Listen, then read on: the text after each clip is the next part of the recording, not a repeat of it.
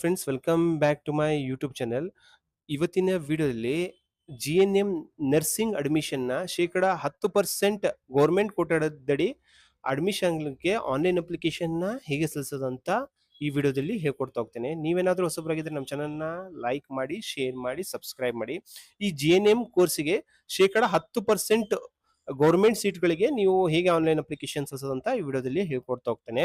ಇಲ್ಲಿ ನೀವು ಈ ಅಪ್ಲಿಕೇಶನ್ ಬಂದ್ಬಿಟ್ಟು 20/8/2025ರಿಂದ 26/8/2025 ಒಳಗಡೆ ನೀವು ಆನ್ಲೈನ್ ಮುಖಾಂತರ ಸಲ್ಲಿಸಬಹುದು. ಈ ವೆಬ್ಸೈಟ್ ನ ಲಿಂಕ್ ನನ್ನ ವಿಡಿಯೋ ಡಿಸ್ಕ್ರಿಪ್ಷನ್ ಕೊಟ್ಟಿರ್ತೀನಿ. ಆ ಲಿಂಕ್ ನ ಮೇಲೆ ಕ್ಲಿಕ್ ಮಾಡೋ ಮುಖಾಂತರ ನೀವು ವೆಬ್ಸೈಟಿಗೆ ಡೈರೆಕ್ಟ್ ಆಗಿ ರೀಚ್ ಆಗ್ತೀರಾ.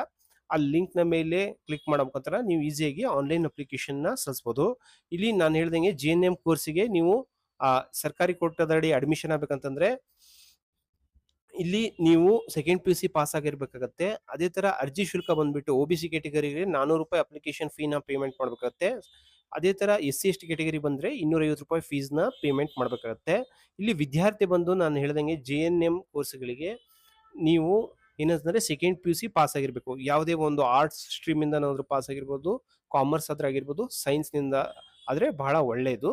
ಇಲ್ಲಿ ಏಜ್ ರಿಲ್ಯಾಕ್ಸೇಷನ್ ಇರುತ್ತೆ 5% SC/ST ಕ್ಯಾಟಗರಿ ಅವರಿಗೆ.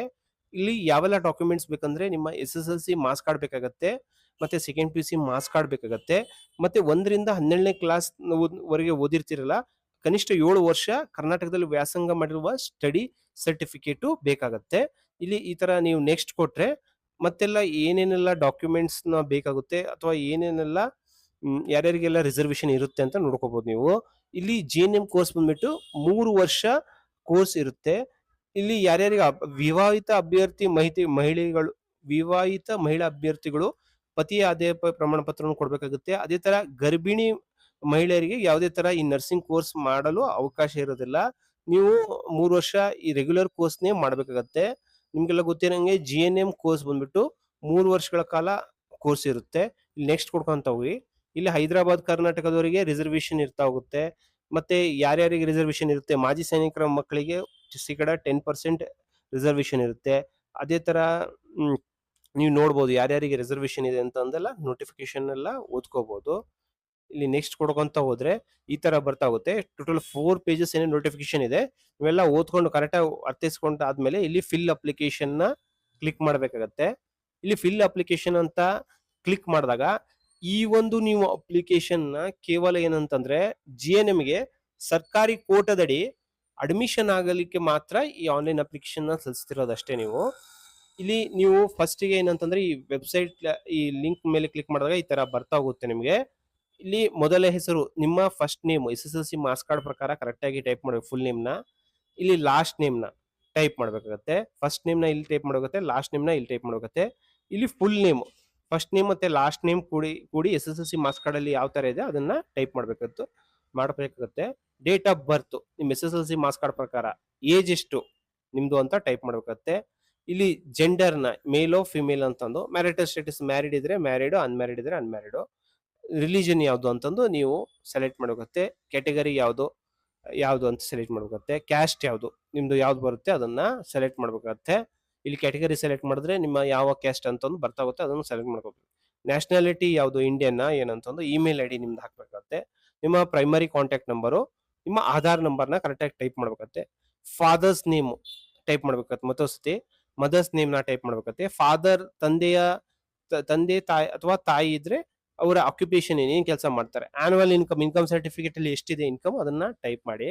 ಇಲ್ಲಿ ಡೇಟ್ ಆಫ್ ಕ್ಯಾಸ್ಟ್ ಸರ್ಟಿಫಿಕೇಟ್ ನೋಡ್ರಿ, ಮೀಸಲು ಪ್ರಮಾಣ ಪತ್ರ ಪಡೆದ ದಿನಾಂಕ, ನಿಮ್ಮ ಇನ್ಕಮ್ ಸರ್ಟಿಫಿಕೇಟ್ ಯಾವಾಗ ಇಶ್ಯೂ ಮಾಡಿದಾರ ಅದನ್ನ ಇಲ್ಲಿ ಹಾಕ್ಬೇಕಾಗತ್ತೆ.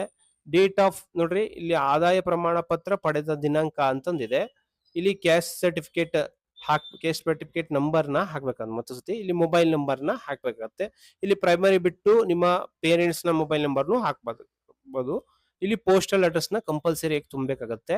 ನಿಮ್ಮ ಅಡ್ರೆಸ್ ಏನಿದೆ, ಯಾವ ಊರು ಏನಂತ, ಡಿಸ್ಟ್ರಿಕ್ಟ್ ಯಾವ್ದಂತ ಸೆಲೆಕ್ಟ್ ಮಾಡ್ಬೇಕಾಗತ್ತೆ, ಪಿನ್ ಕೋಡ್ ಯಾವ್ದಂತ ಸೆಲೆಕ್ಟ್ ಮಾಡ್ಬೇಕಾಗತ್ತೆ. ಇದು ಎರಡು ಅಡ್ರೆಸ್ ನ ಸೇಮ್ ಇತ್ತಂದ್ರೆ ಇಲ್ಲಿ ಕ್ಲಿಕ್ ಮಾಡ್ಬಿಡ್ರಿ. ಇಲ್ಲಿ ಪರ್ಮನೆಂಟ್ ಅಡ್ರೆಸ್ ಈಗ ಪ್ರೈಮರಿ ಅಡ್ರೆಸ್ ಎರಡು ಸೇಮ್ ಇತ್ತಂದ್ರೆ, ಇಲ್ಲಿ ಪ್ರೆಸೆಂಟ್ ಅಡ್ರೆಸ್ ಎರಡು ಸೇಮ್ ಇತ್ತಂದ್ರೆ ಇಲ್ಲಿ ಕ್ಲಿಕ್ ಮಾಡ್ಬಿಟ್ರೆ ಎರಡು ಫಿಲ್ ಅಪ್ ಆಗ್ತಾ ಹೋಗ್ಬಿಡುತ್ತೆ automatic. Examination pass, PUC pass ಆಗಿದ್ದೀರಾ, ಆರ್ಟ್ಸ್ ಪಾಸ್ ಆಗಿದ್ದೀರಾ, ಕಾಮರ್ಸ್ ಪಾಸ್ ಆಗಿದ್ದೀರಾ ಅಂತ ಇದನ್ನ ಸೆಲೆಕ್ಟ್ ಮಾಡಿ, ಏನೇನು ಪಾಸ್ ಆಗಿದ್ದೀರಾ ಅಂತ ಸೆಲೆಕ್ಟ್ ಮಾಡಬೇಕು. ರಿಜಿಸ್ಟ್ರೇಷನ್ ನಂಬರ್ನ ಟೈಪ್ ಮಾಡಬೇಕು, ಇಯರ್ ಆಫ್ ಪಾಸಿಂಗ್ ಯಾವ ಒಂದು ವರ್ಷದಲ್ಲಿ ಪಾಸ್ ಮಾಡಿದ್ದೀರಾ ಅಂತಂದು. ಇಂಗ್ಲೀಷು ನೀವು ಯಾವ್ದಾದ್ರು ಸಬ್ಜೆಕ್ಟ್ ತಗೊಂಡಿದ್ದೀರಾ, ಇಂಗ್ಲೀಷ್ ಫಸ್ಟ್ ಇದೆ. ಇಲ್ಲಿ ಕನ್ನಡ ಯಾವುದು, ಹಿಂದಿ ಯಾವುದು, ಲ್ಯಾಂಗ್ವೇಜ್ನೆಲ್ಲ ಸೆಲೆಕ್ಟ್ ಮಾಡ್ಕೊಂತ ಹೋಗ್ಬೇಕಾಗತ್ತೆ. ಇಲ್ಲಿ ನೀವು total maximum marks obtained marks ಎಷ್ಟು, ಸಪೋಸ್ ನೀವು 600 ಮಾರ್ಕ್ಸಿಗೆ 600 ಎಷ್ಟು ತಗೊಂಡಿದ್ದೀರಾ, 550 ತಗೊಂಡ್ರೆ ಇಲ್ಲಿ ಪರ್ಸೆಂಟೇಜ್ ಆಟೋಮೆಟಿಕ್ ಕ್ಯಾಲ್ಕುಲೇಟ್ ಆಗ್ತಾ ಹೋಗುತ್ತೆ. ಇಲ್ಲಿ ಮ್ಯಾಕ್ಸಿಮಮ್ ಮಾರ್ಕ್ಸ್ 100ಕ್ಕೆ ಎಷ್ಟು ತೆಗೆದಿದ್ದೀರಾ, 100ಕ್ಕೆ ಎಷ್ಟು ತೆಗೆದಿದ್ದೀರಾ ಅಂತ ಇಲ್ಲೆಲ್ಲ ತುಂಬ್ಕೊಂತ ಹೋಗ್ಬೇಕಾಗತ್ತೆ. ಇಲ್ಲಿ ನೀವು ಕೋಟದಡಿ, ಯಾವುದೇ ಕೋಟದಡಿ ರಿಸರ್ವೇಶನ್ ಬೇಕಂತಂದ್ರೆ ಇಲ್ಲಿ ನೀವು ಕರ್ನಾಟಕದಲ್ಲಿ ನೋಡ್ರಿ, ಇಲ್ಲಿ ಇದೊಂದು ರಿಸರ್ವೇಶನ್ ಬರ್ತಾ ಹೋಗುತ್ತೆ. ನೀವು ಕರ್ನಾಟಕದಲ್ಲಿ 1ರಿಂದ 10ನೇ ಕ್ಲಾಸ್ ವರೆಗೆ ಯಾವ ಒಂದು ಎಷ್ಟು ವರ್ಷ ಓದಿದ್ದೀರಾ ಅಂತಂದು ಅದೊಂದು ಇಲ್ಲಿ ಓದಿದ್ರೆ ನೀವು ಇದನ್ನು ಕ್ಲಿಕ್ ಮಾಡಿ.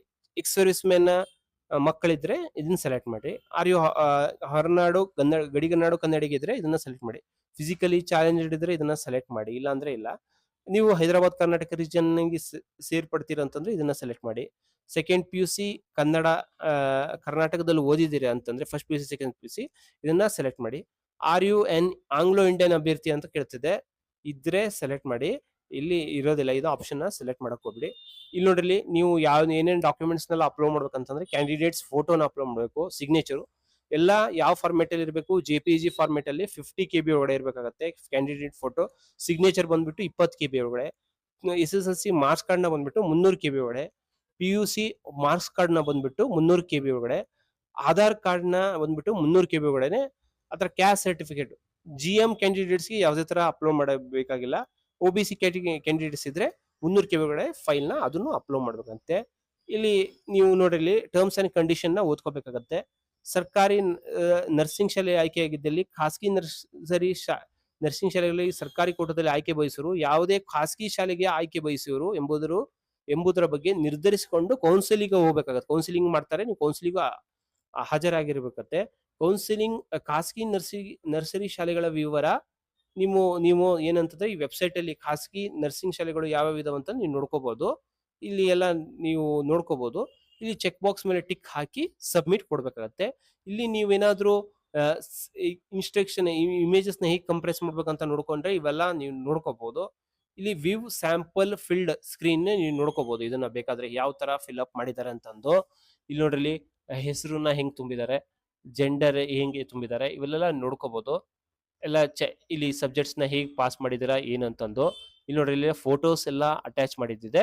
ಈ ಚೆಕ್ ಬಾಕ್ಸ್ ಮೇಲೆ ಟಿಕ್ ಹಾಕಿ ನೀವು ಸಬ್ಮಿಟ್ ಕೊಡ್ಬೇಕಾಗತ್ತೆ. ಇಲ್ಲಿ ಏನಂತಂದ್ರೆ ನೀವು JNM ಗೆ ಸರ್ಕಾರಿ ಕೋಟದಡಿ 10% ಸರ್ಕಾರಿ ಕೋಟದಡಿ ಆನ್ಲೈನ್ ಅಪ್ಲಿಕೇಶನ್ ನ ಈ ರೀತಿ ಸಲ್ಲಿಸಬಹುದು. ಈ ವಿಡಿಯೋ ನೀವು ಇಷ್ಟವಾದಲ್ಲಿ ನಮ್ಮ ಚಾನಲ್ ನ ಲೈಕ್ ಮಾಡಿ, ಶೇರ್ ಮಾಡಿ, ಸಬ್ಸ್ಕ್ರೈಬ್ ಮಾಡಿ. Thank you.